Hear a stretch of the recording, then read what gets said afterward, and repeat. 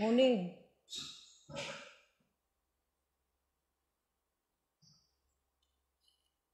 Halo, selamat malam Suhu. Ntar ya Suhu, aku tulis dulu. Hubungan. Wait.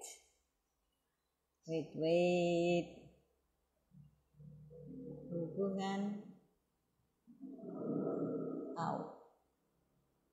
Hubungan.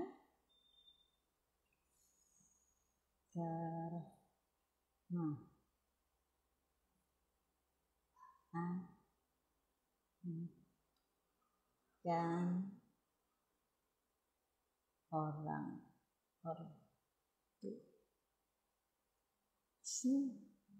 tapi bener itu. Halo, selamat malam semuanya. Tunggu sebentar ya.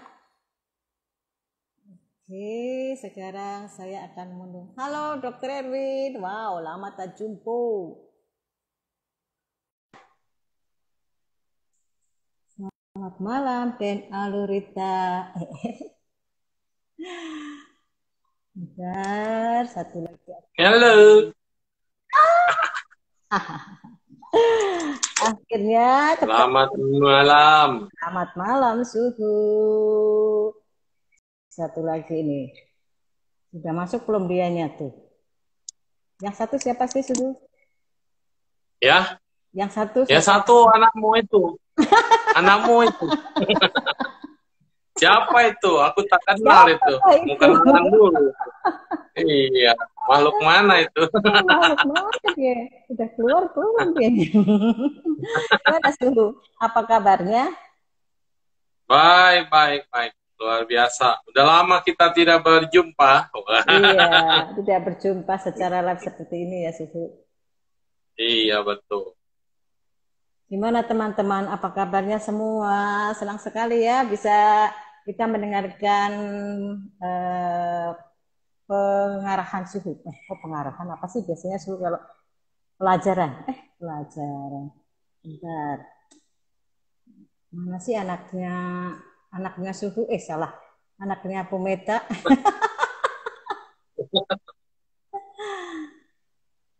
Diundang. Oke. Memerlukan istirahat. Budi Worship. Siapa Budi Worship? Oh, itu Pak Irwan. Oh, sorry. Oke. Halo, selamat malam Bu Ekoy. Wis, bagaimana ibunya? Kumaha Darama? Kumaha Darama? Semoga mendapat ini ya, yang baik-baik ya. Oke. Belum kelihatan. Sehat selalu. Oke, baik. Selamat malam teman-teman. Selamat malam. Belum kelihatan. Kurang satu nih. Iya tuh. Kayaknya jalan apa tadi? Malu-malu dia. Enggak, jalan tadi belum pulang. Oh, belum pulang. Belum pulang. Ya sudah, nggak apa-apa. Oke. Baiklah. Oke, sekali lagi. Selamat malam teman-teman. Terima kasih sudah bergabung di IG Live saya bersama Suhu Nensyu. Kali ini kita akan membahas hubungan karma anak dan ortu.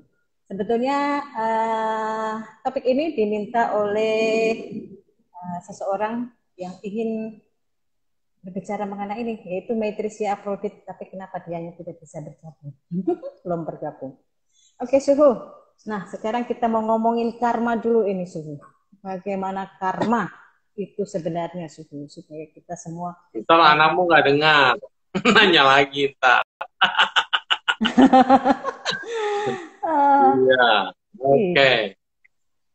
Jadi kalau sebetulnya karma itu adalah suatu hal yang biasa-biasa aja terjadi pada siapapun, dimanapun, dan merupakan hal yang wajar, hal yang lumrah gitu ya. Tetapi kenapa jadi spesial? Karena bahasanya berbeda, yaitu karma. Jadi kalau mau tahu karma itu sebenarnya bahasa Indonesianya adalah perbuatan. Jadi kalau mau tahu karma artinya apa? Perbuatan yang dilandasi oleh niat. Maka Sang Buddha katakan niat itulah yang dinamakan karma. Nah, jadi karma pada dasarnya melalui 3 saluran yang dimulai dengan niat. Jadi selama ada cetana atau ada niat, maka kita mulai ada yang disebut dengan pikiran. Nah, berarti bentuk-bentuk pikiran sudah membuat itu menjadi karma. Lalu kemudian ada yang disebut dengan ucapan, jadi disebut dengan karma dari ucapan. Ada yang dilakukan dengan badan jasmani, maka disebut dengan karma badan jasmani. Jadi karma ini ada yang baik dan ada yang tidak baik, yaitu karma baik dan karma buruk. Jadi perbuatan itu ada perbuatan baik dan buruk, simpelnya sih begitu. Yes. Jadi kita kalau mau pakai bahasa canggihnya itu adalah karma, tapi bahasa Indonesianya umumnya adalah sebut perbuatan. Perbuatan manusia ada yang baik dan ada yang buruk. Nah, jadi kita paham dan mengerti bahwa perbuatan itu adalah baik dan buruk. Nah, melalui ucapan, perbuatan, dan pikiran. Iya. Itulah yang disebut karma. Ketika kita menyadari karma adalah perbuatan, maka semua konsekuensi yang dihasilkan dari pikiran, ucapan, dan perbuatan itu adalah sebab. Yang kita mikirin ini sekarang, kita lakukan, ucapkan sekarang, dan kita lakukan perbuatan sekarang, itu adalah sebab. Weh, baru pulang, anak mami, anak mama. Halo, Suhu. Udah minum belum? Iya, sudah. Ya. Suhu, ngikut dulu. Ikut dulu. Iya. Amitofo. Satu cetakan ya, emang mirip ya kalian. Ya, aku jadi kecil kalau di sini, tadi gede banget. Kalau bertiga jadi kecil, imut ya. Nah. Jadi sekali lagi karma adalah perbuatan, lalu ucapan, melalui pikiran, ucapan, dan badan jasmani perbuatan. Jadi ada perbuatan baik dan perbuatan buruk. Nah, kalau kita mengenal ada yang baik dan ada yang buruk, apa yang kita lakukan ini adalah sebab. Kita menanam sesuatu yang baru. Kalau Bu Eko bilangnya bibitnya baru gitu. Yes. Kita menanam bibit baru dengan pikiran yang disebut dengan tadi cetana atau kehendak. Kalau ada kehendak untuk melakukan hal kebaikan, itu sudah sebut karma melalui pikiran. Lalu diucapkan, saya mau nih menolong Ibu Meta misalnya ya, supaya live pada hari ini bersama anaknya. Itu diucapkan, Bu Meta, yuk kita live, Dita yuk kita live, diucapkan. Nah ini adalah yang tadinya di pikiran sudah muncul di ucapan, kebaikan ya. Lalu hari ini kita melakukan action dengan melakukan live bertiga. Berarti ini adalah sebab. Akibatnya gimana? Akibatnya dari perbuatan kita hari ini, saat ini, detik ini yang kita lakukan, maka banyak yang join. Banyak yang join, banyak yang nguping dan mendengarkan, dan kemudian banyak nanti yang memperoleh manfaatnya dari hasil bincang-bincang kita di sini. Nah, berarti bibit yang kita tanamkan bukan hanya kita bertiga, tetapi bisa masuk ke dalam orang lain, dan orang lain bisa mendengarkan, bisa mempraktekkan, dan bisa memperoleh manfaat. Inilah sebab akibat. Yes. Dan akibat sesungguhnya adalah sebab yang baru bagi akibat selanjutnya. Jadi ini adalah sebab memberikan akibat. Akibat di sini adalah sebab untuk memberikan akibat selanjutnya. Maka hukum sebab akibat ini terus-menerus berjalan dan tidak akan berhenti. Makanya kebaikan itu harus terus disebarkan pada orang lain. Hari ini saya berbuat baik pada Ibu Meta berbuat baik pada Dita, lalu Dita berbuat baik lagi pada temannya berbuat baik lagi sama yang lainnya, sesuai dengan apa yang saya instruksikan, maka kebaikan saya akan terus berantai, dan mungkin nanti suatu saat akan kembali lagi pada saya. Nah, itu tadi ya, tentang karma ya. Jadi nggak usah susah-susah ngomongin karma, kita ngomong perbuatan. Perbuatan baik dan buruk. Nah, oke. Berarti selama ini saya salah ya? Pengertian saya karma itu adalah karma yang jelek. Ternyata karma itu perbuatan. Ya, itu bukan hanya Ibu Meta doang. Semua orang rata-rata berpikirnya, rasain lu kena karma. Jadi ibaratnya karma itu adalah sesuatu hasil. Hasil yang buruk yang diterima oleh seseorang atau hukuman itu disebut sebagai karma. Padahal salah. Arti dari karma itu sendiri adalah perbuatan. Nah, kalau sial, apes, nah itu adalah buah karma, yaitu karma wipaka. Jadi buahnya, Bu. Nah, buah karma. Tapi kejadiannya, pikiran yang mau niatnya, ucapan yang diucapkan, dan kemudian perbuatan, itu adalah karmanya atau perbuatannya, bibitnya. Nah, nanti kalau dia berbuah, dia akan menjadi disebut dengan buah karma. Jadi ada karma baik dan karma buruk. Kalau yang tadi apes-apes, sial, dan segala macam, itu adalah buah dari karma buruk.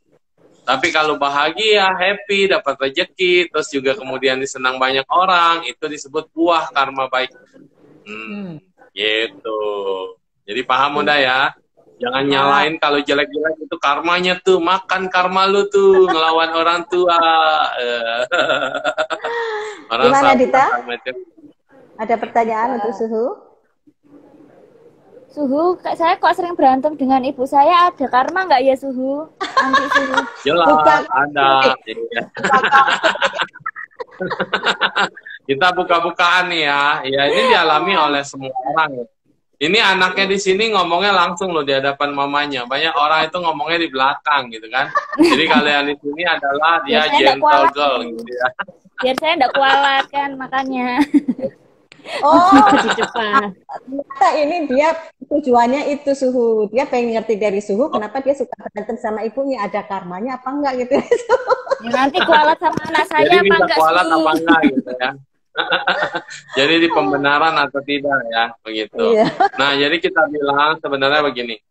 Yang dinamakan kebenaran dan kesalahan itu relatif ya. Dari sudut pandangnya mana. Kadang-kadang seorang ibu itu bisa mengatakan anaknya salah. Nah, tadi dikatakan salah persepsi oleh Mak Mafin. Nah, dia bilang, saya menganggap bahwa anak saya yang salah, gitu kan, dari kacamata ibu. Tapi kacamata anak, loh, aku nggak salah, aku sedang belajar melihat perkembangan dan segala macam, gitu. Kacamatanya berbeda. Terus si ibunya mati-matian membela diri bahwa kamu yang salah. Akhirnya ribut, tidak nyambung. Karena ya sama seperti misalnya dua sisi yang berbeda, yang satu mandangnya dari sisi yang ini, terus satu lagi mandang sisi yang berbeda.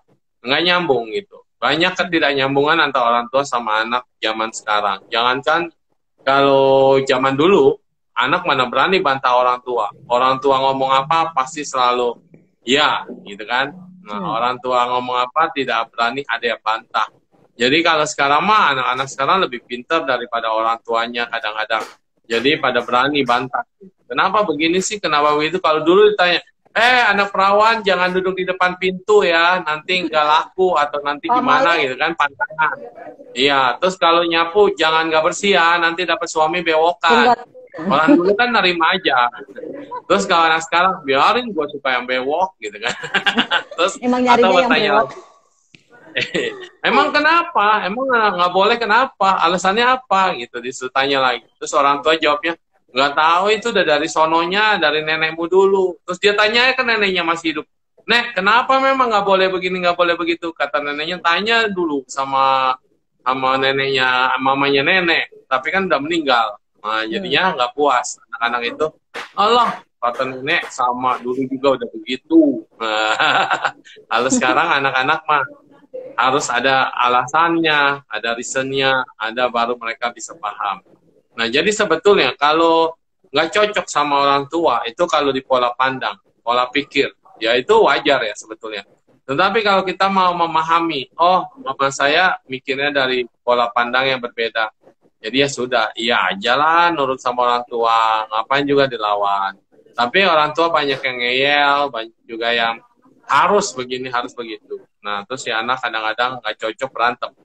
Ketika berantem, kalau kita cuma berdebat secara debating, secara teori, no problem. Tapi kalau udah main perasaan, kan pasti ada satu yang dibentak, ada yang satu sakit hati, ada yang nanti kemudian jadi ilfeel, bad mood. Nah, ini adalah memunculkan karma sebetulnya. Kalau anak lawan orang tua sampai orang tuanya nangis, udah karma buruk menyakiti orang tua. Dan orang tua juga kalau memang menuduh anaknya yang benar kemudian dibilang salah, itu juga orang tua punya karmanya sendiri, yaitu dia akan berbuah juga bahwa anak nanti tidak percaya lagi sama dia, atau anak akan menjauh dari dia. Dan suatu saat ketika anak sudah menjauh sama orang tuanya, nanti orang tuanya juga yang bingung. Oh, anak gua nggak mau deket-deket ya, lebih senang main di rumah temennya. Kenapa? Di rumah temennya orang tuanya lebih enak, lebih menaungin dia, suka tukar pikiran. Sedangkan di rumah panas bawaannya, nggak pernah bisa diajak tukar pikiran. Jadi nanti sampai suatu saat orang tua itu akan berpikir, kok anak saya nggak mau deket sama saya. Nah, padahal sebetulnya karena pemikirannya, karena ada satu tadi yang dibilang ketidakcocokan, salah persepsi, dan persepsi ini bahaya loh sebetulnya. Gitu, Dita. Jadi kalau kamu ngelawan sama orang tua, nggak cocok sama orang tua, bagaimana? Ya itu ada karma buruk sebetulnya ya. Tapi kalau kita bilang pandangan yang nggak sama, mungkin ya pandangan yang nggak sama. Jadi bagaimana nyamainnya? Nah, ngomong baik-baik sama makmu. Terus kalau memang dulunya, kan kalau di Buddhis itu kan ada tumimba lahir ya. Ada kita nih hidup bukan hanya sekali. Kalau hidup hanya sekali, nah itu yang bingung. Kalau hidup kita hanya sekali, semuanya masing-masing punya kaset kosong. Jadi kamu kaset kosong, makmu kaset kosong. Itu nggak bakalan ada istilah keributan, musuh, bebuyutan, itu nggak mungkin. Karena masing-masing kasetnya kosong. Tapi kalau kaset ini memang sudah pernah ada memorinya dari masa lalu, dari kehidupan lampau, kalian dulu adalah musuh, maka sekarang baru ketemu aja udah ciong, baru lahir aja udah nyiksa orang tua. Setiap malam ribut terus, nangis terus, orang tua nggak bisa tidur. Itu adalah pemberontakan anak yang dimulai dari bayi. Makanya kalau ditanya, anakmu waktu bayinya bagaimana? Rewel apa enggak? Nurut apa enggak? Ngerepotin atau enggak? Karena anak-anak yang biasanya tuanya nanti akan ngelawan dan ngerongrong orang tua, itu dari kecil udah kelihatan bibitnya. Jadi dari kecil itu udah ngelawan, udah nyusahin orang tua, udah sering ngencingin orang tua juga, walaupun bayi kan sembarangan ya. Tapi kalau yang berbakti itu enggak loh, dari kecil udah kelihatan.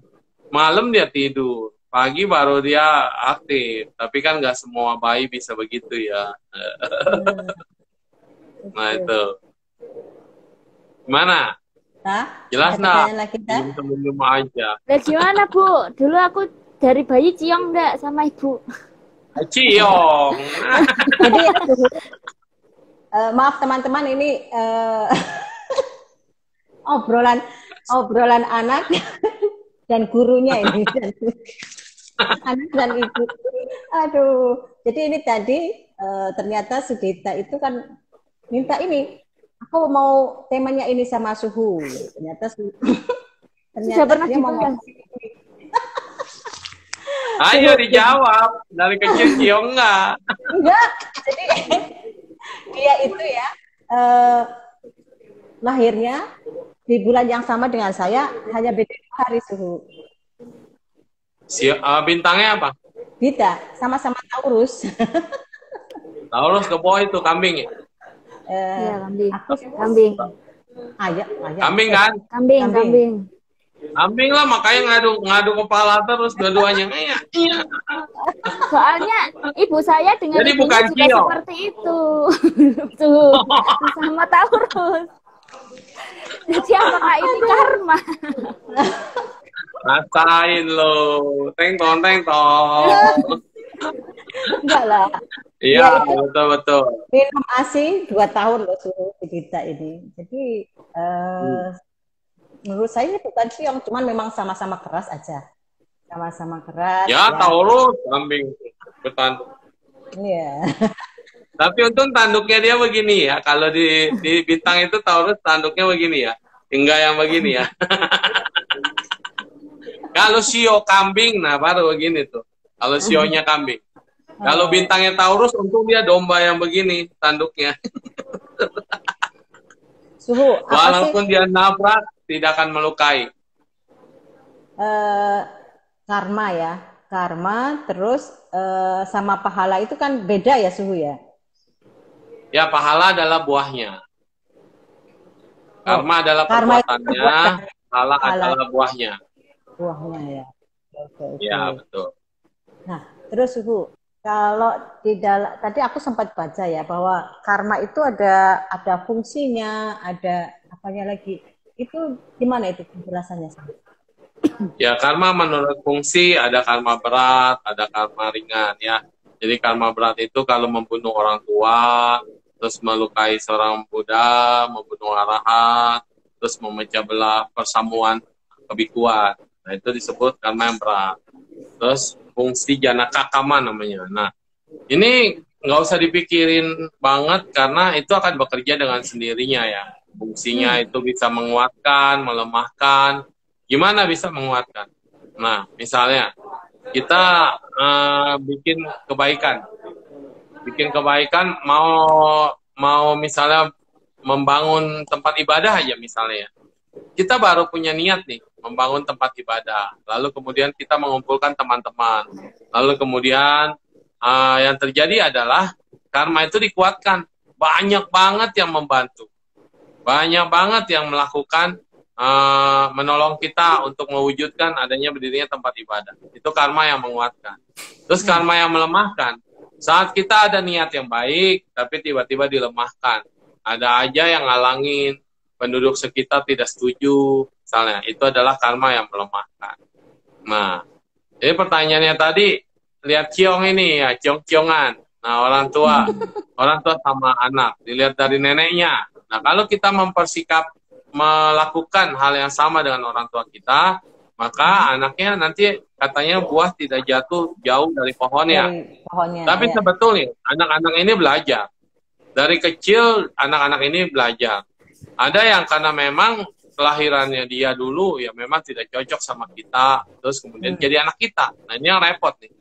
Tapi kalau dia masih berbakti sama kita, masih baik di mata kita, ini artinya masih ada jodoh, cinta. Tapi kalau yang bikin malu orang tua, terus kemudian bikin rusuh orang tua, terus menyebabkan orang tua menjadi kacau, dihina, diinjek-injek, bahkan melakukan perbuatan yang tercela dan tidak terpuji ya sama orang tuanya, berarti itu musuh di masa lampau. Gitu. Gampang sih analoginya seperti itu. Tapi di sini tidak ada karma turunan. Karma turunan itu nggak ada. Misalnya ibunya berbuat begini, lalu kemudian nanti anaknya pasti akan berbuat begitu. Ada yang begitu, ada yang enggak.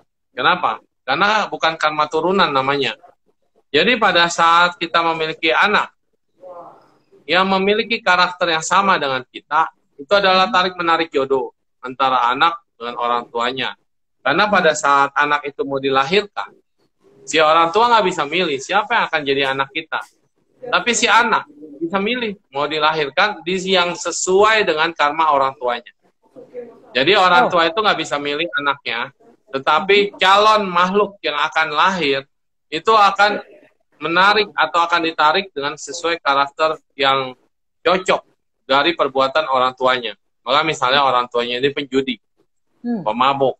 Terus juga anak yang akan tertarik di situ adalah dulu perbuatan lampaunya dia juga melakukan hal yang sama, atau dia sering menyakiti orang, maka dia akan dilahirkan di keluarga yang orang bilang memiliki aib keluarga. Jadi sebetulnya dia waktu mau lahir ketarik ikatan magnetnya sama perbuatannya lama, dan dia harus dilahirkan di keluarga yang memiliki aib. Jadi itu memang udah karma si anaknya sendiri dan karma orang tuanya yang kebetulan berbuah punya anak yang cocok. Nah, jadi begitu. Dan kesalahan orang itu adalah dalam pernikahan dia tidak bisa mengukur. Pertama, kalau saya menikah karena cinta, maka semua baik-baik saja biasanya. Tapi kalau menikah karena dijodohkan, tidak ada kecocokan, belum ada cocok gitu ya, karena dijodohkan, terus juga karena belum ada satu yang ngeklik. Maka dalam pernikahan itu kan biasa ada penolakan dari satu belah pihak. Satu yang kayaknya kurang cocok, yang ini mendekati, yang ini menjauh. Tapi ketika mereka udah klik, saling mengerti, saling belajar, dan menikah, nah ini nggak ada masalah ya sebenarnya. Dan di situ sudah mulai bibit-bibit itu ada sebetulnya. Ketika pernikahan dilandasi dengan cinta dan kasih, ya, dengan cinta kasih ya, maka anak yang akan datang juga yang akan cocok dan sesuai dengan orang tuanya yang memiliki cinta kasih. Bila pernikahan pada dasarnya didasari oleh nafsu, maksudnya waktu kita mau bikin anak itu dimulai dengan nafsu. Nah, jadi nafsunya yang lebih muncul. Maka anak yang muncul untuk menjadi anak kita ya anak hasil nafsu. Artinya dia bukan dari anak-anak yang dari atas, tetapi dari bawah yang mau lahir lagi jadi manusia. Karena landasannya nafsu, maka anak-anak biasa-biasa yang akan lahir itu ya anak-anak dari yang kalangan biasa-biasa, bukan kalangan yang penting atau kalangan yang baik. Jadi ini penting banget ketika kita mau planning punya anak. Selama Anda belum punya anak, atau memang direncanakan tidak punya anak, itu nggak ada masalah dengan KB atau dengan itu ya, dengan keluarga berencana itu nggak ada masalah, mau pakai nafsu, mau enggak, itu urusan Anda. Tetapi kalau mau bikin anak, harus diutamakan adalah cinta, kasih, kesadaran, dan betul-betul dengan rasa sayang. Sehingga waktu pertemuan sperma dan ovum itu bertemu, dan kemudian gandaba, anak yang akan masuk ke dalamnya, adalah dengan cinta, dengan kecocokan, dan jodoh. Nah, itu satu. Terus kedua, setelah terjadi pembentukan yang disebut dengan makhluk yang berada dalam zigot, itu udah ada makhluknya. Ini dia akan berkembang. Dan ketika dia berkembang, mulai ada penyatuan dengan perasaan si ibu. Nah, jadi karma kan tadi saya bilang perbuatan ya. Jadi selama ibu dalam kandungan, apapun yang dilakukan dengan perbuatan, pikiran, ucapan, dan perbuatan, si anak ini yang udah nempel, dia juga merasakan hal yang sama. Ada ikatan yang jelas antara ibu dengan anak. Kalau si ibu sering merasakan penderitaan, entah itu karena orang lain, karena saudara, karena orang tua di atasnya, atau karena suami, siapapun di situ, goncangan-goncangan batin terhadap anak ini sudah ada. Dan pembentukan karakter anak, kita pikir setelah dia lahir. Kenyataannya, dari dalam kandungan, itu sudah ada pembentukan karakter. Maka dibilang 3-6 bulan itu janin itu paling ngerti banget perasaan ibu. Walaupun bentuk dia belum berbentuk, organ tubuhnya belum ada, tapi kesadaran dia, kesadaran sebagai embrio dan zigot calon bayi ini sudah tumbuh kesadarannya. Dan dia bisa merekam itu semua perasaan si ibunya. Maka dia akan jadi copy paste dari apa yang dirasakan oleh ibunya. Tuh. Jadi bahaya benar sebetulnya kalau ibu hamil. Makanya kalau orang dulu, kalau ibu hamil itu dijaga, jangan begini, nggak boleh begitu. Lalu kemudian berapa bulan dimandiin, syukuran, supaya kandungan itu tetap sehat dan terjaga. Dan kalau si ibu mengalami guncangan semasa kehamilan, baik karena orang tuanya, atau karena keluarganya, atau karena suaminya, maka anak ini yang paling sensitif dan peka. Luka batin si anak sudah dimulai dari sejak dalam kandungan. Parah ya. Iya, jadi kalau ibunya tergoncang, si anak yang paling tergoncang. Dan jangan salahkan nanti ketika sudah lahir dan sudah besar, alam bawah sadar si anak itu, dia akan membela ibunya. Dia akan lebih merasakan hal yang dirasakan oleh ibunya. Sehingga sensitivitas si anak akan lebih ke arah kemana musuh ibunya, dia juga tidak suka. Nah, itu yang akan dirasakan oleh anak, ya. Nah, kemana Dita? Kabur ya. Mungkin itu kali signalnya. Iya, terus sinyal. Berarti ini berarti kenapa di India itu ada yang namanya apa? Kalau bercinta itu namanya apa sih? Kama Sutra ya di India. Oh, kalau itu buku tentang percintaan ya, itu berbeda. Kama Sutra sama Kama M-nya 1 sama Kama Sutra itu M-nya 2 beda. Kama M1 nafsu. Kama M2 itu karma, perbuatan. Buku tentang perbuatan manusia, sebab akibat. Kalau Kama Sutra itu adalah bukan buku Buddhis, tetapi buku Hindu yang membicarakan tentang bagaimana teknik bercinta. Ya, boleh dikatakan sebagai teknik yoga. Hubungannya tadi waktu itu kan mengatakan bahwa kalau kita ingin membentuk suatu ingin memiliki anak itu kan ya ada seninya, seni bercinta. Ada ya betul, ada seni dan pikiran. Yang terutama adalah pikiran dan perasaan bentuk kasih sayang. Nah, dan banyak orang kita lihat kan yang itu lebih cenderung kepada nafsu ya, pemuasan hawa nafsu. Nah di situ yang akan menarik adalah anak-anak yang memang dari bawah. yang nafsu untuk dilahirkan itu banyak. Artinya, ya alam atas dan alam bawah. Kalau alam atas ini kan dia happy, waktunya panjang, lifespan yang panjang. Jadi kalau alam atas mau turun ke menjadi manusia, ini sedikit banget Bu, jumlahnya tidak banyak. Tapi alam bawah-bawah yang pengen lahir jadi manusia, itu banyak banget. Yang dari alam setan, alam binatang, alam neraka yang mungkin sudah terbebas, mau lahir jadi manusia. Yang waiting list itu terlalu banyak. Jadi begitu ada kesempatan, makanya lihat, anak sekolah, main-main, hamil. Ya, terus yang benar-benar udah resmi, udah sah, terus menikah dengan formal, ya, udah disetujuin orang tuanya, mau punya anak susah. Padahal dua-duanya subur. Tapi yang main-main, yang di belakang, yang kecelakaan itu lebih banyak. Bahkan yang diaborsi itu sangat amat banyak. Tuh, begitu kan? Jadi paham ya? Nah, jadi kenapa yang udah nikah, yang sah ini mau punya anak susah? Karena nunggu yang cocok itu sedikit. Tapi pasti bisa dapat anak. Tenang aja, sabar. Kalau buru-buru pengen punya anak, nanti malah dapat yang nggak cocok sama kita, lebih repot. Anak yang musuh kita lebih repot lagi. Anak yang ngelawan orang tua lebih repot. Iya. Sabar. Suhu kelihatan nggak ada yang bertanya. Kayaknya tadi ada beberapa pertanyaan, tapi karena cepet banget ini. Kalau saya kecil Bu, di sini layar pertanyaannya tuh udah cuma 2 kotak, nggak kayak dulu. Kalau dulu kan bisa lihat panjang ya. Kalau sekarang nggak bisa, kecil, cuma 2 baris. Iya, sama. Oke. Sekarang nggak enak kalau soal pertanyaan, kecuali bertanyanya di kolom tanya jawab. Yes. Ya, kalau gitu teman-teman kalau ingin bertanya dengan Suhu, silakan di kolom pertanyaan ya, karena ininya cepet banget. Jadi saya tidak bisa melihat. Mana Non? Bisa Non Dita kemana Non? Ya, udah puas belum pertanyaannya? Jadi gimana Suhu biar ciongnya berkurang Suhu? Aku nggak merasa ciong. Sebenarnya persepsi aja. Nggak ada orang tua yang tidak sayang sama anaknya, tuh nggak ada.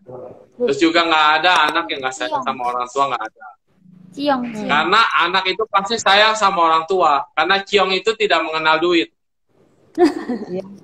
Ciong itu tidak mengenal Selama duit. anak masih butuh duit sama orang tuanya, itu nggak bakal ciong gitu maksudnya. Itu ciong tidak kenal duit. Kalau orang tuanya udah nggak punya duit, nah itu baru ciong gede, katanya. Ciong beneran.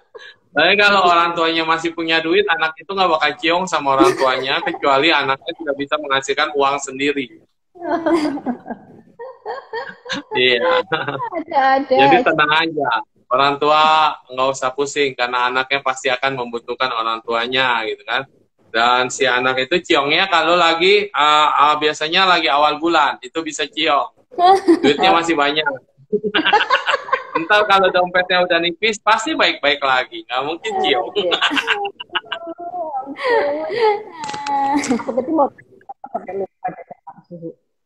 Iya, ini realita anak kos dan realita anak-anak sekarang gitu ya. Jadi kalau kita dulu ya, kalau kuliah di luar ya, lihat-lihat deh.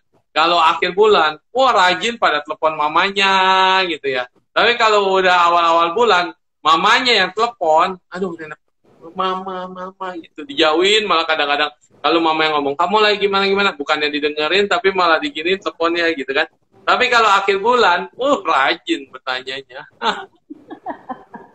Kalau nikah hanya dilandasi rasa kasihan, apakah berdampak pada anak? Iya, betul. Pasti berdampak. Rasa kasihan, nikah karena kasihan. Jadi misalnya saya kasihan nih sama dia, ya udahlah saya temenin aja jadi istrinya gitu ya. Rasa kasihan itu bisa cinta apa enggak? Kadang-kadang bukan cinta, kadang-kadang kesempatan doang, atau kadang-kadang hanya status doang. Kalau rasa kasihan yang berujung pada cinta, no problem. Tapi jangan dibilang sebagai alasan, saya nikahin kamu karena saya kasihan sama kamu loh. Terus kalau kasihan sama aku, kok suka-sukanya kamu? Jangan itu dijadikan alasan untuk pembelaan diri. Nggak ada menikah karena tidak ada cinta tuh nggak mungkin. Kasihan, tapi mau. Kalau kasihan ya dijaga, jangan disakiti, jangan sampai punya anak. Iya kan? Jadi sebenarnya itu alasan aja. Ada pertanyaan kedua. Kalau anak dan ortu ngomong dikit cekcok, gimana caranya? Ya ini banyak nih. Ya tadi, ini kenyataan dari anaknya Bu Meta juga begitu pertanyaannya sama. Ciong itu artinya sering ribut, sering cekcok ya. Jadi kadang-kadang memang kalau orang lain sebagai di luar, kita akan jaga banget sikap dan perilaku kita. Tapi kalau ke anak, artinya begini, kita itu kebanyakan sopan dan baik sama orang lain, sama anak orang lain, sama orang lain. Tetapi ke keluarga sendiri, kita tuh udah nggak usah seji-seji lagi, udah nggak malu-malu lagi, udah nggak takut-takut. Itu mau marah ya langsung marah, mau ngomel ya langsung ngomel, mau kesel ya langsung kesel. Tapi ke orang lain yang di luar daripada keluarga kita, jarang kita bisa begitu kan? Kita menjaga perasaan, artinya ada space, ada jarak. Tapi kalau orang yang merasa dekat banget sama kita, dianggap nggak ada jarak nih. Nggak ada jaraknya. Sehingga apapun yang kita mau lakukan, suka-sukanya kita. Dan tanpa kita sadari, itu melukai perasaan dari orang yang terdekat dengan kita sendiri. Katanya orang yang paling dekat. Tapi kenapa yang paling diinjak-injak, atau paling dibully, atau paling diomelin, paling dimarahin? Tapi kalau ada space, ada jarak. Ini nggak mungkin ada gesekan. Makanya dikatakan gesekan itu terjadi ketika sudah tidak ada jarak. Nempel. Ketika nempel, begitu nempel, maka ada gesekan. Termasuk dengan suami, istri, anak. Nah ini karena tidak ada jarak. Jadi lihat, kalau anak yang jauh dari orang tuanya, jauh tinggalnya, harum kan namanya. Jarang berantem kan? Betul. Ditunggu kan? Dikangenin kan? Tapi kalau yang nempel, tinggal satu rumah, wah terjadi gesekan. Nah makanya ini ya hal yang akan terjadi sama, ini teori alam. Ketika terjadi kedekatan, nempel, maka akan ada gesekan. Nah, tapi kalau jauh akan ada jarak di sini. Maka anak yang jauh dikangenin, anak yang dekat diomelin, gitu kan? Ini hukumnya memang begitu. Jadi sebetulnya orang tua itu harus lebih aware lagi di sini. Nah kayak ini anak pertama dan anak ketiga aja lebih sayang. Sebenarnya pilih kasih dan tidak pilih kasih juga itu gimana ya? Kalau dijawab secara perasaan, secara psikologis pasti akan susah jawabannya. Tapi kalau dijawab secara karma, ini lebih gampang dijawabnya. Nggak peduli mau anak nomor berapa, nggak peduli mau anak nomor berapa. Jadi begini, sperma dan ovum bertemu. Ganda apa yang akan masuk ke dalam zigot ini? Asalnya dari mana? Kalau dulunya memang keluarga kita dekat, dia lahir lagi dengan kita bersama-sama. Nah ini juga keluarga, ada yang benar akrab, ada yang nggak akrab. Kalau dulunya orang lain lahir lagi di kita, maka dia hubungannya biasa-biasa aja. Posisinya, statusnya orang tua dan anak. Kalau dulunya adalah musuh kita, yang waktu mau mati dia bilang, awas lo ya, gua akan kejar lu sampai liang kubur. Atau sampai kapanpun saya tidak akan lepaskan kamu dan kamu harus bayar utang sama saya, misalnya begitu. Waktu meninggalnya dulu, pas live-nya. Maka sekarang ketika dia masuk ke dalam zigot, dia adalah musuh kita yang mau bayar utang, mau minta utang sama kita. Dan dia jadi anak kita. Jadi anak yang pertama, karena hubungan dulunya dekat, maka ketika dia lahir lagi, ada link benang merah yang menyebabkan kayaknya kita dekat banget anak sama orang tua ini, karena udah berbagai kehidupan dekat. Yang kedua, biasa-biasa aja orang lain yang tidak pernah ada hubungan yang dekat banget batinnya, dan sekarang dia lahir jadi anak kita. Jadi kelihatannya orang tua ini biasa aja sama anaknya, nggak ada ikatan yang emosional yang mengikat, itu nggak ada. Dan yang ketiga, kalau anak ini adalah musuh kita dalam kehidupan yang lampau, atau yang mau minta bayar utang sama kita, maka anak yang ketiga ini, kita bisa sayang banget sama dia, tapi perbuatan dia apapun kita akan ikutin. Contoh, dia mau minta mainan yang bagus-bagus, kita beliin. Terus dia mau minta apapun, pokoknya masalah duit ya, kita nggak bisa lepas, kita selalu kasih dan kasih. Termasuk dia nyolong duit juga, kita bisa maafkan, Atau kita memang belain dia. Misalnya dia sering minjem duit kakaknya, nggak dipulangin. Udah jelas salah anaknya dong, adanya dong yang salah. Tapi orang tua masih belain dia. Terus nanti dia nggak kerja, dia nggak berusaha. Salah kan sebetulnya. Ya. Tapi orang tua masih belain dia. Jadi yang tua ini suruh kerja, adanya yang nikmatin hasil kerjaan kakaknya. Dan orang tuanya belain dia. Ada kan yang begitu ya? Kenapa? Ada. Karena utang budi orang tua sama dia dalam kehidupan lampau. Jadi kalau yang kasus-kasus kayak gini, begitu dia di past life regresi, dilihat masa lalunya, dulunya lahir jadi apa, dibawa ke hipnoterapis yang bisa past life regression, ternyata dulunya adalah musuh yang memang kita harus bayar utang semua sama dia. Dan dia sekarang jadi anak kita. Dan apapun yang dia lakukan, kita nurut aja. Nah, itu dia. Karena memang Anda harus bayar semua perbuatanmu di masa lalu, ngambilin duit dia, minjemin duit dia, memperlakukan dia bagaimana, sampai dia nurut banget sama kamu. Kelahiran sekarang, roda berputar, berbalik. Dan dia jadi anak kamu. Kalau dia jadi orang lain, kita mungkin masih bisa marah sama dia, masih nggak mau peduli sama dia. Tapi kalau dia jadi anak sendiri, mana ada orang tua yang tega lihat anaknya. Udah tahu kadang-kadang anaknya salah, orang tua masih belain. Tapi Suhu, segala karma yang masa lalu itu ya, kan dalam perjalanan waktu bisa juga berubah ya. Terlebih karena misalnya seseorang itu punya kasih yang mungkin tumbuh dari lingkungan atau dari pergaulan. Itu gimana, Suhu? Ya, betul. Pada dasarnya semua bisa berubah. Tapi benang merah itu tetap ada. Ketika benang merahnya tetap ada, yang berubah itu siapa?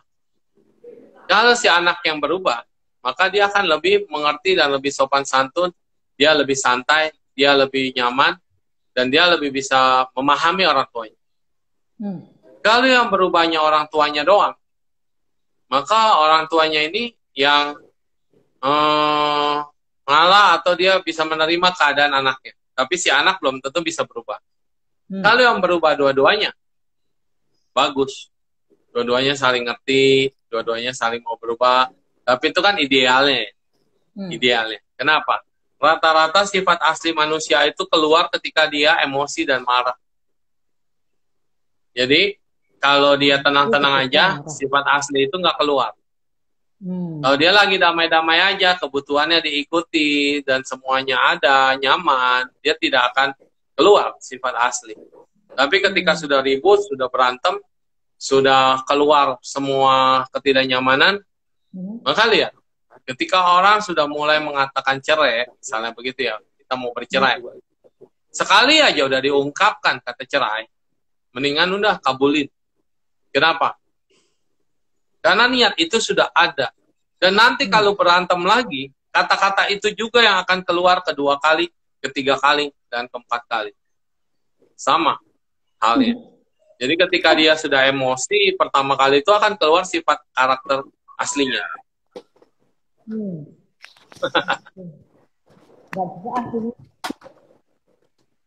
Ini ada yang pertanyaan lagi dari Lovely Fiskahya. Dulu kalau orang tua tapi yang salah itu orang tua, misalnya jadi karma itu lanjutannya itu.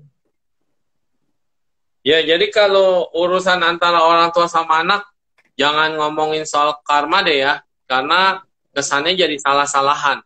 Padahal karma itu adalah perbuatan. Jadi artinya si ibu punya perbuatan, si anak juga punya perbuatan. Kita kan nilainya dari yang jeleknya doang. Padahal dua-duanya ini berbuat karma loh.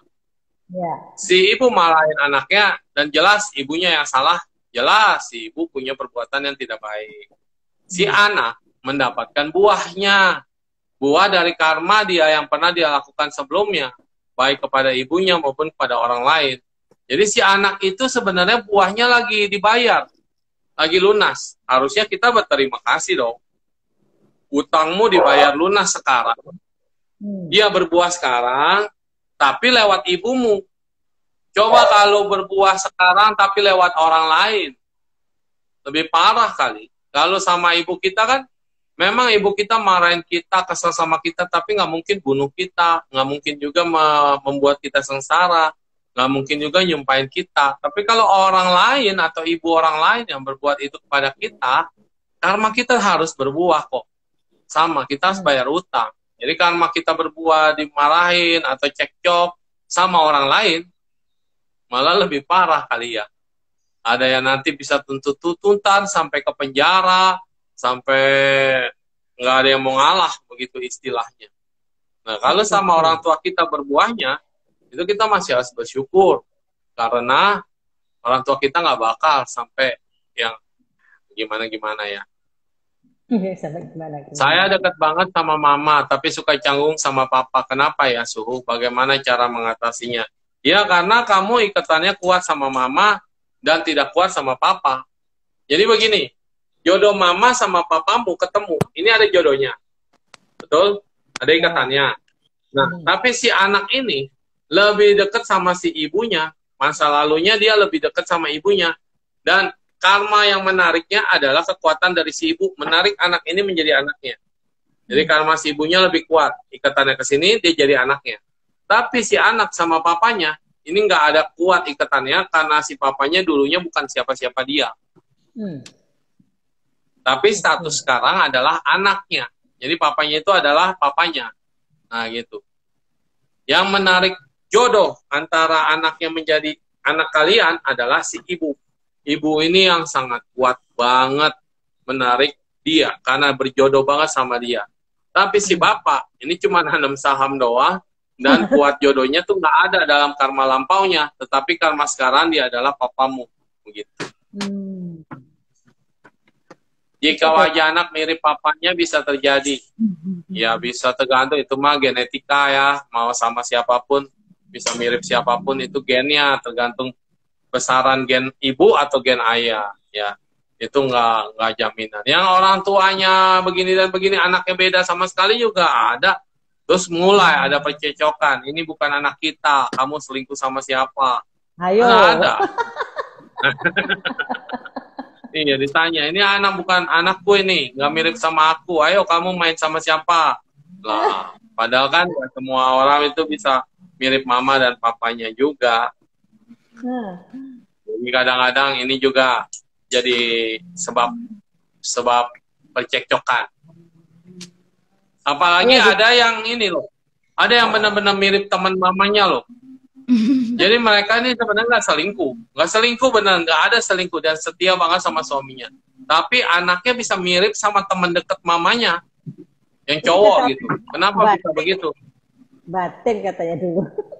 Iya, karena waktu hamil itu lebih banyak temennya yang sering dipikirkan, atau mungkin bapaknya ini gimana dia curhatnya sama temennya, jadi terlalu banyak pikiran tentang idola. Kayak kita senang sama artis kan, di kamar kita foto artis, di mana-mana foto artis. Nanti anaknya agak mirip gitu kayak artisnya itu. Beneran bisa kayak gitu ya? Bisa, karena pembentukan kita dan kita merasa, aduh, misalnya ada orang tua lagi hamil itu bilang begini, Suhu, pokoknya saya mau ngeliatin foto Suhu terus, saya mau ngeliatin Suhu terus biar anak saya kayak Suhu gitu. Repot saya nanti kalau bener-bener mirip banget sama saya, aduh Suhu kamu punya anak, waduh repot itu. Soalnya Suhu kayak ketawa, happy terus. Ya. Happy ketawa, happy terus soalnya. Karena apa yang kita pikirkan itu yang akan membentuk loh karakter. Betul.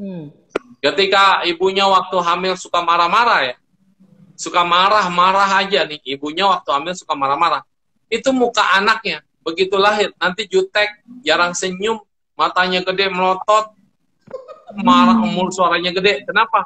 Karena waktu hamil program buat anaknya itu, pertumbuhan anaknya adalah unsur kekerasan, unsur kemarahan, unsur kebencian. Bisa. Makanya kenapa si ibu kalau lagi-lagi hamil disuruh dengerin musik yang slow, musik klasik, supaya anaknya pinter. Itu ngerangsang supaya ibunya tenang. Ibunya jadi lebih sabar, lebih tenang. Maka karakter anaknya akan terbentuk seperti yang sedang diprogram itu. Tapi Nah, kalau ini. si ibunya suka marah-marah, lagi hamil tuh suka mau ngatain orang sampai pedes, anaknya juga lahir pedes-pedesan. Tuh Mbak Dita, Kenapa? itu dia itu apa namanya memprogram anak itu juga harus yang baik-baik kayak ibunya gini gitu loh ya. Ya kan Suhu ya. Ayo mau curhat apa lagi, Dita? Sini aja, terbuka. Ini Biar semua tahu ya Suhu ya. Buat belajar yang lain juga ya. Ya, betul. Karena Apa, sekarang kayak dikatakan kalau anak-anak sekarang ya, orang yang paling tahu terakhir tentang anaknya adalah orang lain. Orang. Salah. Orang yang paling tahu terakhir tentang anaknya adalah orang tuanya. Tapi yang paling tahu duluan tentang anaknya adalah orang lain. Kenapa? Jadi kalau anaknya ada apa-apa, perasaan anak gimana, yang paling tahu adalah bukan orang tua. Orang tua adalah orang yang paling terakhir tahu tentang anak. Betul. Karena si anak zaman sekarang udah nggak merasakan kenyamanannya curhat sama orang tuanya. Waktu masih kecil mungkin suka curhat. Tapi begitu udah dilarang-larang pacaran, nah itu tanda-tanda si anak itu sudah tidak nyaman sebetulnya. Kamu nggak boleh pacaran dulu ya. Kamu nggak boleh begini, nggak boleh begitu ya. Ingat ya, kamu belajar ya. Ya kan namanya perasaan, emosional, dan segala macam itu ada. Namanya anak lagi tumbuh. Keingintahuan pacaran kayak apa. Di film-film munculnya ciuman dulu gitu kan. Film ciuman udah biasa gitu. Jadi anak-anak ini mau mencoba. Terus ibunya bilang, awas kamu kalau ciuman ya. Awas kamu kalau begini. Akibatnya si anak itu diam-diam. Di luaran. Nyumpet-nyumpet, tidak jujur, atau kemudian bahkan kalau itu dulu bilangnya backstreet, pacaran di belakang jalan backstreet. Kalau sekarang mah udah nggak ada yang backstreetan. Mom, this is my girlfriend. Mom, this is my boyfriend. Mom, I'm pregnant. So itu ada pertanyaan dari Dr. Erwin tuh. Karakter buruk yang terlanjur terbentuk di anak, apakah bisa diperbaiki? Bisa, pada dasarnya tidak ada yang tidak mungkin. Semua bisa. Tetapi memperbaiki ini butuh waktu. Memperbaiki ini juga butuhkan kesadaran dari si anak. Kalau ada luka batin atau inner child yang terluka, masa-masa kecil itu yang terluka, ini harus dicari sebabnya dulu.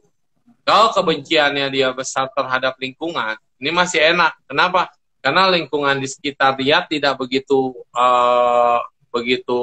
di luar daripada lingkungan keluarga, lebih enak, ini lebih bisa diperbaiki. Tapi kalau inner child terluka itu karena orang sendiri, orang terdekat sendiri, orang tua sendiri, atau kadang-kadang terhadap ayahnya sendiri atau mamanya sendiri, nah ini agak susah diobati.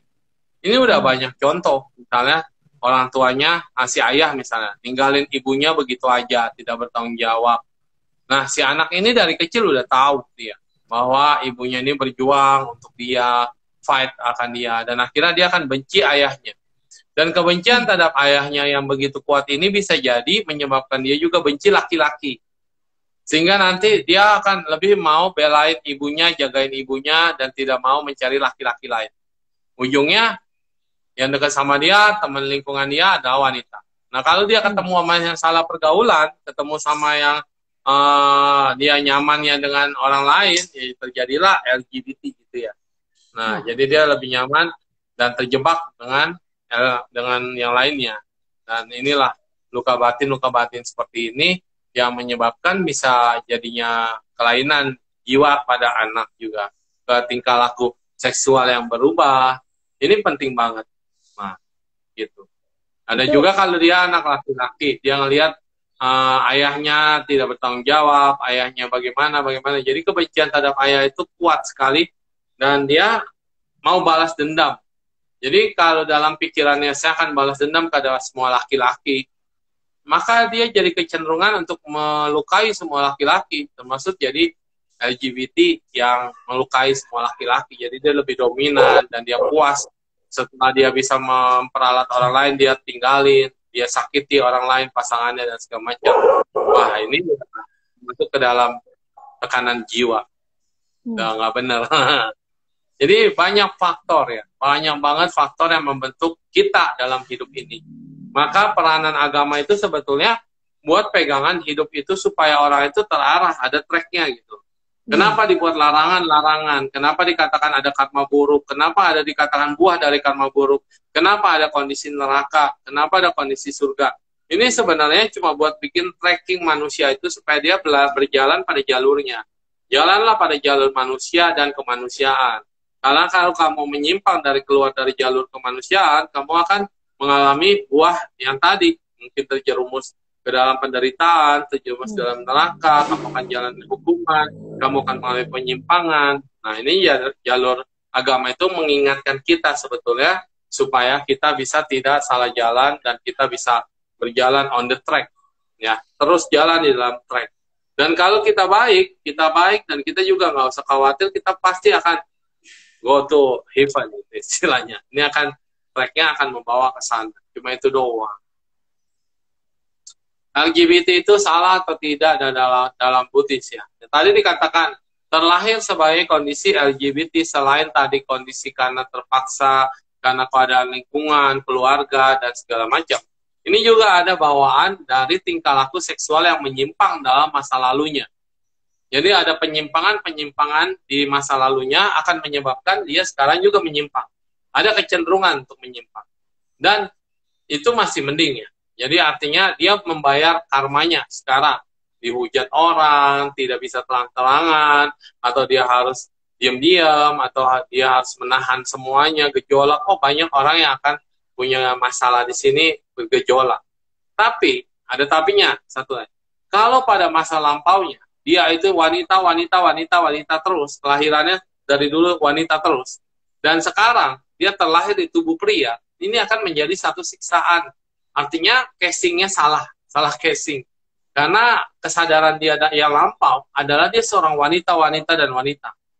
Dan ketika dia terlahir sebagai pria, ketika dia bisa menyesuaikan, it's no problem.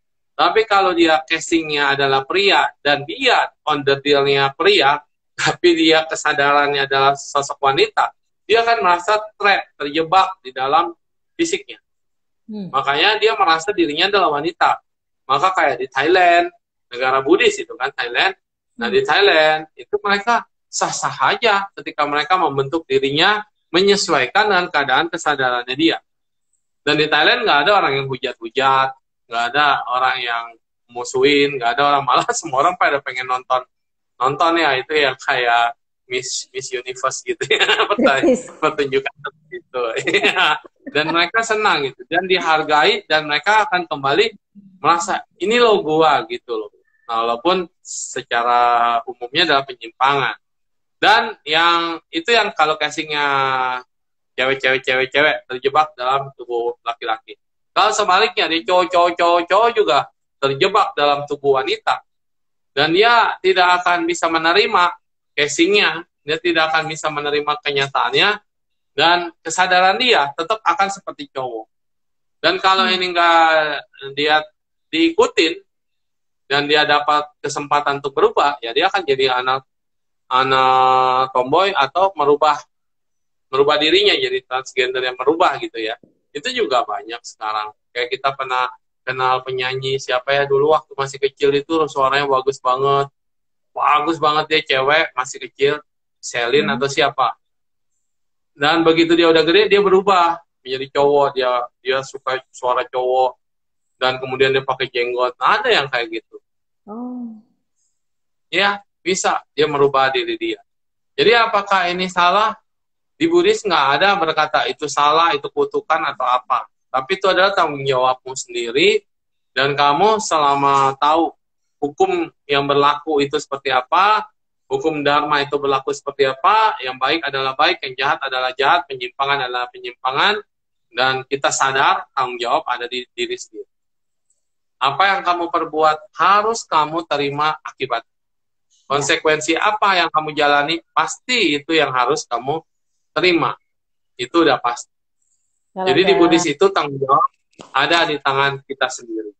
Terus kalau yang kayak dia gangguan-gangguan karena pelecehan, itu juga bisa menyebabkan penyimpangan. Pelecehan yang terjadi dan pasal terjadi. Jadi sebenarnya kita kasihan, jangan dihujat. Ini mereka untuk jalanin hidupnya sendiri buat mereka ya udah susah. Kita jangan tambah penderitaan buat mereka. Bahkan kalau bisa ya kita harus rangkul mereka dan supaya mereka tidak salah lagi. Artinya boleh aja sih kamu berbeda, tetapi setia itu penting. Sama seperti kita lain jenis dengan lain jenis. Boleh aja kamu pacaran tapi setia itu penting. Boleh aja kamu menikah tapi kesetiaan itu penting. Jangan dijadikan itu jadi ajang free sex atau seks bebas atau hal hidup bebas dan tidak mau terikat atau saling balas dendam. Yang gitu. Suhu, masih banyak pertanyaan nih. Ya. Ortu saya lansia, sifatnya keras dan tidak mau nurut dibilangin baik-baik, padahal bahaya.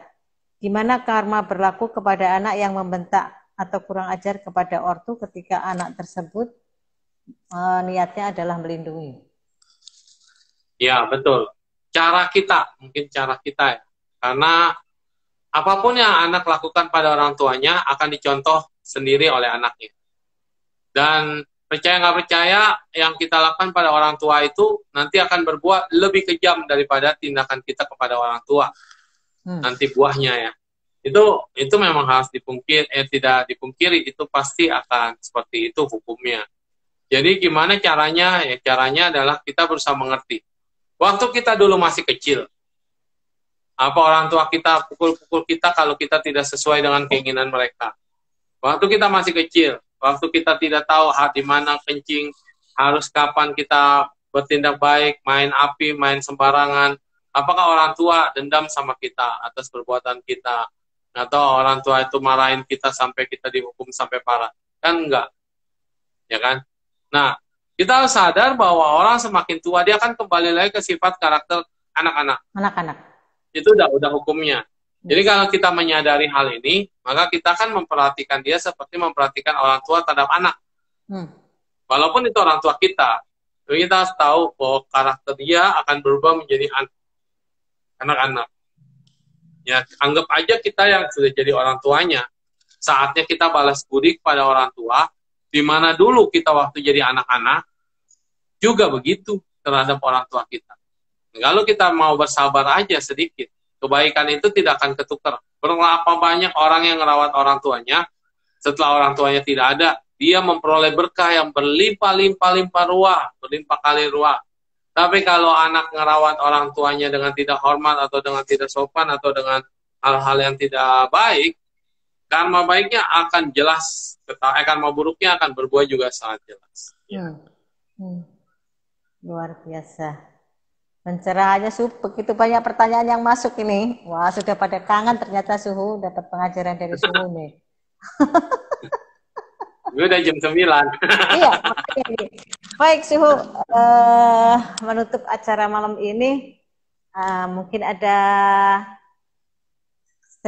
closing statement dari Suhu mengenai karma. Ya, jadi kepada semua orang tua dan anak yang merasa terjolimi oleh orang tuanya, atau orang tua yang merasa takut sama anaknya, atau anak yang menguasai orang tuanya, atau orang tua menguasai anaknya, apapun kendala kalian berdua, antara orang tua sama anak, apapun kejadiannya, bagaimanapun kejadiannya, ingat secara posisi, dulunya mungkin kalian saling tukar begini. Dulunya orang tuanya, sekarang jadi anaknya, sekarang anaknya jadi orang tuanya. Bisa jadi begitu, ketukar. Tetapi yang jelas, hukum dimanapun, orang tua adalah tetap orang tua. Jadi kesalahan apapun yang dilakukan oleh orang tua, ingatlah, anak itu harus memaafkan orang tuanya, dan tidak ada istilah mantan orang tua atau mantan anak. Ingat ya, tidak ada istilah orang tua, mantan orang tua, atau mantan anak. Artinya, dia bekas anak, dia bekas orang tua, itu nggak ada. Jadi walaupun ayahmu berbuat jahat sejahat-jahatnya terhadap ibumu, meninggalkan dan segala macam, membuat kamu sengsara tidak punya ayah, dia tetap ada darahnya di dalam diri kita, dia tetap ayah kita. Sebejat-bejatnya dia, kita tetap harus mendoakan, dan kewajiban anak nanti setelah dia meninggal, kita juga harus datang memberikan penghormatan atau melayani upacara itu sampai selesai. Dan setelah itu ya sudah, lupakan semua kenangan-kenangan buruk, maafkan dia. Cuma itu doang. Karena biar bagaimanapun darah dia, gen dia, atau apapun dia tetap ada di dalam badan kita. Jangan sampai memusuhi, walaupun kita tidak terima dia, ya, tapi itu tetap harus menjadi bagian dari diri kita. Dan demikian juga dengan orang tua. Walaupun anaknya sejahat-jahatnya, walaupun anaknya itu adalah memalukan keluarga, walaupun anak itu udah pernah kita usir misalnya, atau pernikahannya tidak kita setujui, atau anak itu kita anggap udah keluar dari keluarga, ya tetap aja itu anak kalian. Dan suatu saat mereka juga bisa berubah, bisa menyadari kesalahannya, dan orang tua harus siap untuk memaafkan. Bahkan biasanya akan berubah kalau dia udah punya cucu, udah punya anak maksudnya. Kita udah punya cucu. Dan biasanya orang tua akan melunak ketika melihat cucunya. Yes, betul. Jadi kesalahan anak itu bisa dimaafkan dengan adanya cucu. Mungkin seperti itu. Dan hubungan itu walaupun kalian dulunya adalah musuh bebuyutan masa lalunya, sekarang adalah orang yang terdekat dengan kita, kita harus bayar ini semua, jangan sampai nanti ketemu lagi sebagai musuh. Artinya kejahatan atau bentuk kebencian tidak akan berakhir apabila kita balas dengan kebencian. Karena itu akan jadi utang terus-terusan. Tetapi kebencian akan berakhir apabila kita balas dengan cinta kasih, kasih sayang, dan pengertian. Maka bayarlah utang itu sekarang, lunasilah utang itu sekarang, bahkan sebelum kalian meninggal, salah satunya meninggal, itu maafkanlah dengan tulus, minta maaflah dengan tulus, dan selesaikanlah itu sebelum nyawamu melayang atau nanti kamu disidang di pengadilan terakhir setelah kita meninggal. Apa yang kamu lakukan di dunia? Perbuatan apa yang kamu ingin sesali? Perbuatan apa yang ingin kamu dendam atau balas gitu ya. Nah itu nanti akan membuat kita terus-menerus hidup dalam penderitaan. Jadi ketika kita ditanya, apa sih yang kamu sesali? Ternyata semua orang mau meninggal itu dia ingin berbaikan dengan musuh-musuhnya. Jadi itulah, jangan sampai kita di posisi sekarat baru mau minta maaf, tapi saat masih hidup, kalau bisa hidup bersahabat, jangan ada musuh, damai-damai aja. Walaupun kita kesel sama satu orang, walaupun kita nggak nyaman sama satu orang, maklumilah dia, kasihanilah dia, dan ya jangan deket-deket sama dia.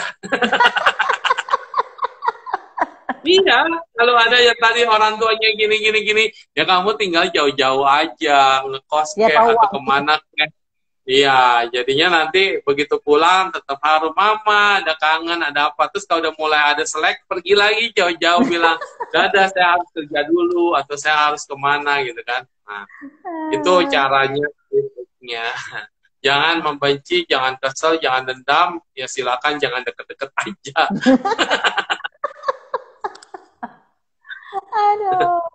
Aduh luar biasa. Ini masih ada satu pertanyaan, boleh apa tutup suhu? Boleh kalau masih ada waktu. Oke. Dari Bu Devi, Amitovo Suhu, kalau anak meninggal dalam kandungan saat hamil besar, apakah masih ada hubungan karma setelah? Ya, itu sekarang banyak yang miara kumantong berupa boneka silikon ya. Jadi boneka-boneka silikon ini dianggap sebagai anaknya sendiri. Itu adalah anak-anak hasil yang digugurin. Jadi arwah-arwah yang gentayangan, arwah-arwah yang belum diterima atau masuk surga atau belum lahir kembali, ini banyak di dunia ini. Kenapa? Pada dasarnya orang yang digugurin itu tidak akan bahagia. Jadi artinya orang hidupku seharusnya aku ini hidup gitu loh. Tuntutannya tuh aku harusnya hidup. Tetapi kenapa? Dia kan nggak ngerti. Mau kecelakaan, mau jatuh, mau keguguran secara alami, dia mana ngerti anak itu. Karena dia harusnya aku jadi anakmu. Kenapa aku mati? Itu pertanyaannya. Nah, jadinya ketika mereka tidak terima, dia akan jadi hantu yang berupa anak-anak. Dan kalau dia benci sama mamanya, dia akan ngikut terus. Syukur kalau dia ngikutnya di luar. Ya, di luar. Tapi dia akan membuat kita menjadi sial, membuat kita menjadi nggak nyaman, emosinya tidak tenang. Kalau dia ngikutnya di dalam, dia bisa jadi tumor, atau bisa jadi miom, atau bisa jadi kista. atau bisa jadi kanker. Ini atau bisa jadi leukemia yang akan menyerang kita terus sampai kita meninggal juga.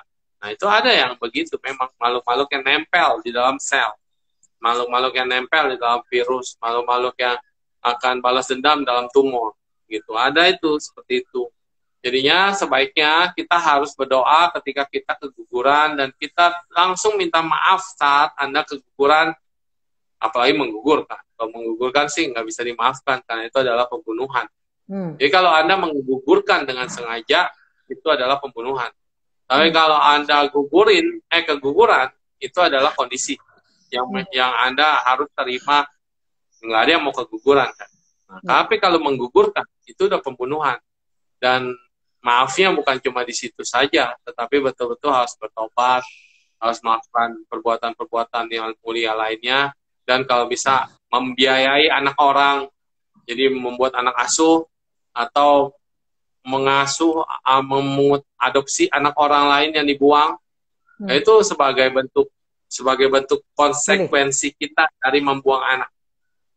Jadi kalau cara memperbaikinya ya asuh anak orang lain atau biaya anak orang lain sebagai anak sendiri, itu adalah perbuatan yang mulia untuk itu. Karena biarpun bagaimana kalau aborsi adalah membunuh. Dan dahsyatnya ternyata statistik membuktikan pembunuhan terhadap anak ini atau aborsi terhadap anak ini jumlahnya 5 kali dari korban tsunami Aceh. Really? Di dunia. Wow. Jumlah aborsi anak-anak, jumlah anak-anak yang diaborsi, itu jumlahnya 5 kali dari tsunami yang ada di Aceh. Ya. Jadi banyak sekali setiap hari terjadi pembunuhan. Ya. Jadi apalagi dulu kan Cungpo waktu belum ada anak boleh banyak ya. Dulu kan anaknya boleh banyak. Sekarang terakhir kan anaknya 1. Sekarang anak udah boleh 2. Terus sekarang katanya ada alternatif anak boleh 3. Karena kekurangan stok perempuan. Karena semuanya kalau dia lihat ke dalam kandungannya anaknya cewek, langsung ditotai, diaborsi. Dijadiin sub baby. Di Guangzhou itu ada yang khusus jual sub baby. Iya, sub bayi. Jadi semua janin-janin itu dikumpulin di dalam mangkok, dikasih ginseng, dikasih arak, dikasih apa, jadi obat kuat. Dan itu menjadi sub bayi. Gak mau nerusin. Baiklah. Nah, makanya banyak penyakit, banyak keanehan, banyak dendam dan benci di dunia ini. Karena kita telah tanpa disadari, kita menyanyiakan anak. Aduh, mengerikan. Baik, Suhu, terima kasih sekali atas pengajarannya malam ini, luar biasa. Banyak juga teman-teman yang berinteraksi, banyak bertanya. Mungkin kalau waktunya panjang masih banyak pertanyaan. Iya, mohon maaf nggak bisa sebutin satu-satu ya, nggak kelihatan juga ini sekarang udah aneh. Udah lama nggak live, jadi kelihatan kecil banget, cuma 1 baris, dinaikin juga nggak kebaca. Bener, aku juga ini. Jadi aku juga minta maaf bersama teman-teman kalau ada pertanyaan yang belum terbaca. Nanti lain kali kita akan ketemu lagi sama Suhu di pengajaran Suhu yang selanjutnya yang lebih menarik. Terima kasih sekali lagi buat Suhu. Selamat istirahat. Sampai bertemu lagi teman-teman. Semangat dan ya, Dita kemana Dita? Dita kabur. Kiong ya, Kiong. Bye Suhu. Ada mamanya ciut langsung. Bye-bye. Ya, selamat malam. Selamat istirahat. Terima kasih teman-teman. Atma namaste. Amitovo. Semoga berbahagia. Bye-bye.